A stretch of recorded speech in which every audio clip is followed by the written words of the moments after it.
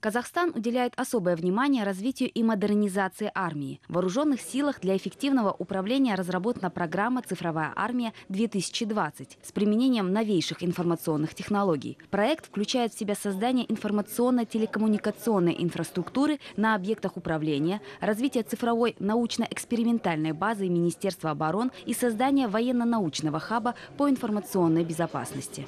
21 век, способы ведения войны, военных действий изменились.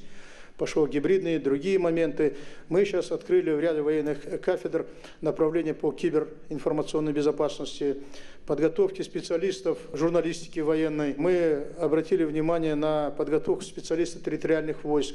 Наряду с этим особое значение руководство военного ведомства придает и вопросам укрепления военно-патриотического воспитания молодежи. Так, на базе 15 филиалов военно-технических школ созданы центры военно-патриотического воспитания. Глава оборонного ведомства также отметил, что ведется работа по обучению курсантов из стран Центральной Азии, Ближнего и Дальнего зарубежья. В наших вузах обучаются наши коллеги из других государств. Таджикистана, Кыргызстана, Армении уже проявляют интерес для обучения и из других государств. То, что касается вопросов образования за рубежом. У нас принцип такой.